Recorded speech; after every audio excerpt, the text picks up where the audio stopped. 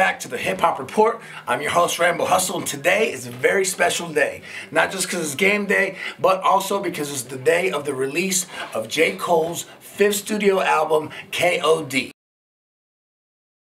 Kids on Drugs, King Overdose, and Kill Our Demons comes in. In the first 4 records, it seems to be more focused on kids on drugs and the addiction. Hard 808 hitting, hard kicks, hard flow, hard delivery, where J. Cole is taking you into the mind of a user. It seems like he's going down the darker path and really indulging to suppress his emotional state. I think at this time it's really addressing kids on drugs, as well as Photograph seem to address the idea of addiction to social media, to pills, weed, alcohol, and just a lifestyle in itself. Shortly after that, we get the Cutoff, which seems to be J. Cole evoking the idea and the mentality of the drug in itself, where it's questioning the user and saying, you used to need me, I provided for you, why aren't you using me anymore? Come back, I got your back. You know, this sets it up perfectly for King Overdose.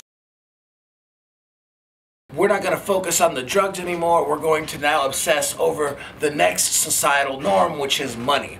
And that's where you get ATM, and that's where you get Motivate. We can't take it with us, but we can't live without it. We can't take it with us, but we can't live without it. Those 2 records seem to be kind of the landscape. So you have your addiction to drugs, your addiction to social media, the question whether you want to continue down this path, and then the ultimate tangent from that addictive, drug-infused personality into what is now money. And once everything falls down, he seems to go right into Kevin's heart, which I think is the direct metaphor and correlation into the actor, comedian Kevin Hart. He's using that as a metaphor to say this is how money, fame, drugs, addiction, and these other things that don't really fulfill your heart can lead you astray and make you a lost person. At this point of the album is when we start merging into Kill Our Demons, and where he starts merging out of the drug-infused lifestyle that he's been leading.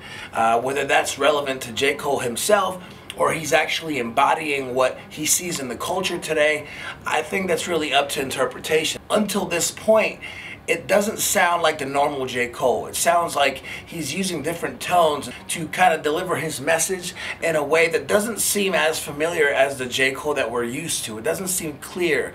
It seems kind of like disrupted or distracted maybe. Brackets, which I think is an amazing record, very deep, very poignant, and really addresses a lot of social issues that we have and a lot of the reasons that people question our society and where we're at in regards to politics, politicians, and how our system works as a whole. Why can't I, have an app on my phone that I can choose where my money goes? Why can't I do that? Why do I have to just send this money to these crooked politicians who I've never met, who may or may not be doing things that I would agree with my money?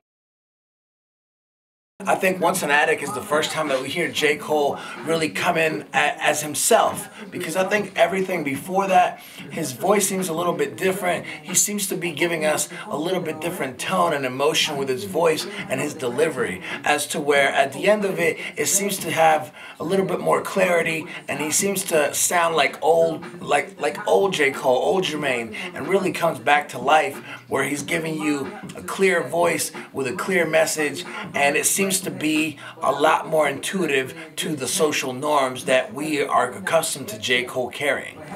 Shortly after his reality check and trying to balance himself out, we get into a record called Friends, featuring, of course, Kill Edward, which is just an alter personality of J. Cole. Usually very straight edge, positive, and socially aware persona. Kill Edward seems to be almost like what's driving him back to the drug use and back to his habits and back to his old ways. Meditate, don't medicate, which ironically today being 420, I think a lot of people will be medicating and not meditating, or maybe you'll be doing both.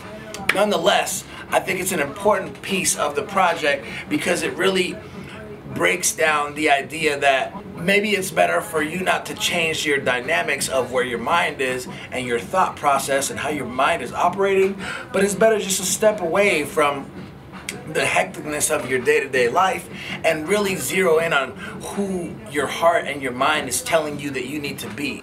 He's telling you the story of his observations of his environment and not so much being a part of it or engaging in that lifestyle per se. Now, after Windowpane, the record KOD closes out with 1985. The intro to Fallout. It does seem to have a target here, and I don't want to make any speculations because I know it's the first day that the album's out. However, I do feel like the speculations could relate to the idea of Kanye West being this big superstar and being blinded by his superstardom and not being true to himself or authentic to where he's from and what he's supposed to be delivering.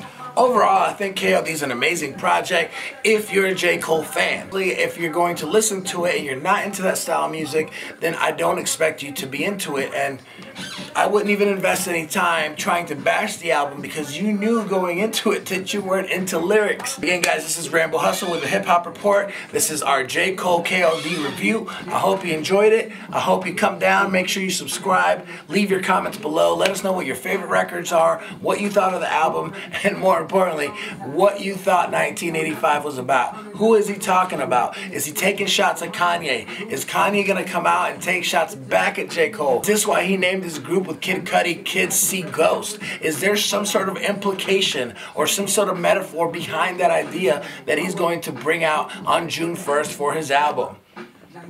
I guess we'll wait and see. Hip Hop Report, Rambo Hustle. Peace. Back up on my bullshit like I'm masterminding.